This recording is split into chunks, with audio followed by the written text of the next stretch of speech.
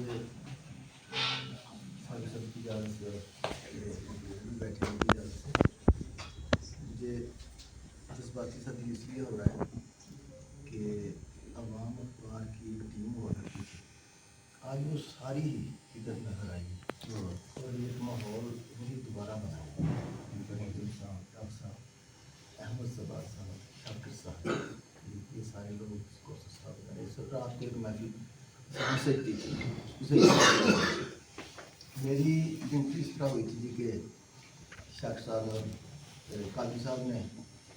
مجھے رکھوایا کہ یہ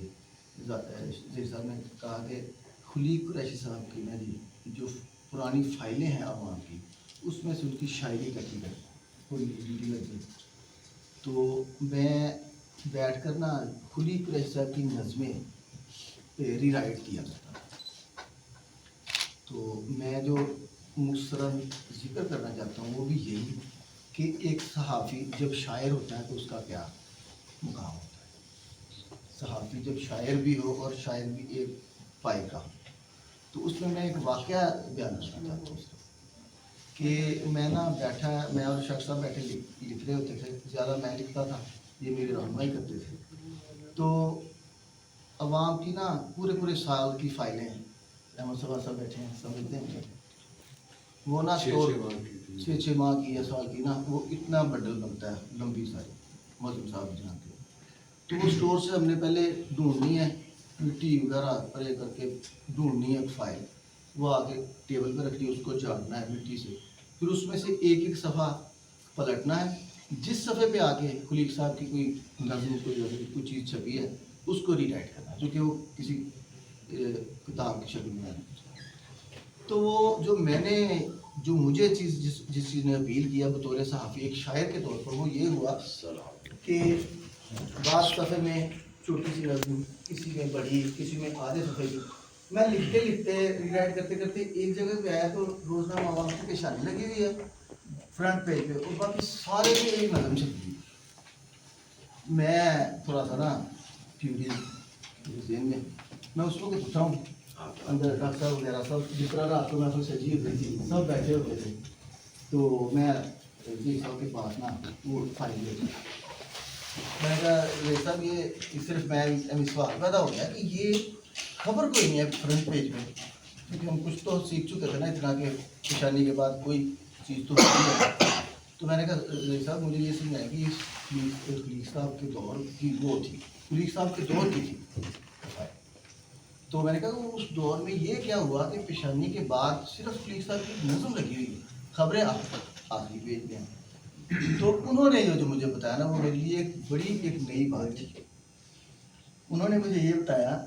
کہ یہ اس دور کی بات ہے کہ جب خلیق صاحب نے ان کو کہیں بتایا تھا کہ خبریں کم، اتنی کم خبریں، کوئی تہوار تھا اس کے بعد ایک دو دن میں، شاید ہاں عید کا تہوار تھا، اس کی وجہ سے خبریں کم آئیں، تو فرنٹ پیج کی خبریں مکمل نہیں بلکہ کافی زیادہ کم۔ تب بیٹھے ہیں فرنٹ پیج پہ کیا شائع کریں، کل پیپر کس طرح آنا ہے، وریڈ، سارا دفتر پریشان ہے، اب صبح پیپر کیسے چھپنا، تو خبر ہی کوئی نہیں ہے ایونٹ کی وجہ سے۔ پولیس صاحب نے کہا کہ فکر نہ کریں اخبار پھر بھی چھپے گا، سب پریشان ہیں کس طرح چھپے گا۔ انہوں نے کہا آپ سب چلے جائیں، بیٹھ جائیں، مجھے 10 منٹ دے دیں۔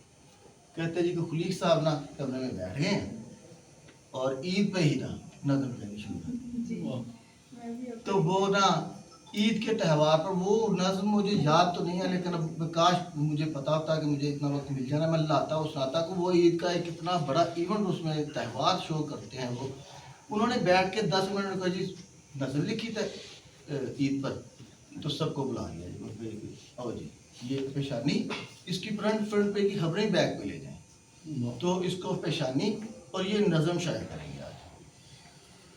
تو یہ میرے لیے انہوں نے جو بتایا نا تو وہ میرے لیے بڑی اپیلنگ بات تھی کہ ایک صحافی جب شاعر ہوتا ہے تو اس کے لیے یہ بھی مسئلہ نہیں رہتا کہ آج خبریں نہیں ہیں تو شائع کیسے نہیں، تو وہ اس دور میں ایسے بڑا ایزی ہوتا ہوگا۔ تو وہ ایک چیز یہ میرے سامنے تھی کہ نا یہ ضرور کبھی ذکر کروں گا کہ ایک بلند پایا شاعر جو پھر میں نے مجھے دیکھنے میں ملا کیونکہ ہم سب کی کسی بھی ان سے ملاقات تو نہیں تھی کلیگ صاحب سے، ظہیر صاحب کی وجہ سے ان کا سارا تعارف تھا، اور سارے خاندان کا ایک بہت بڑا حوالہ ہے، بہت بڑا ادبی حوالہ ہے کلیگ قریشی خاندان کا. تو وہ میرے لیے ایک وہ جو مجھے موقع ملا نا جو اس دور میں بالکل لڑکپن تھا، نئے نئے مبارک تھے اس فیلڈ میں، ہم سیکھا بھی اور عوام اخبار سے سارا کچھ ظہیر صاحب سے، اور یہ اپنی ڈاکٹر صاحب وغیرہ یہ موضوع شاکر صاحب قاضی صاحب ان سب سے سیکھا. تو وہ مجھے صرف یہ جو موقع ملا کہ ان کی ساری ہی نظمیں، ساری ہی شاعری، چونکہ ہم نے ری رائٹ کرنی تھی تو پرانے دور کی ان کی ساری شاعری ہمارے سامنے سے گزری. اس میں میں نے تو یہی دیکھا کہ خلیق قریشی صاحب کو میں نے آفاقی شاعر پایا ہے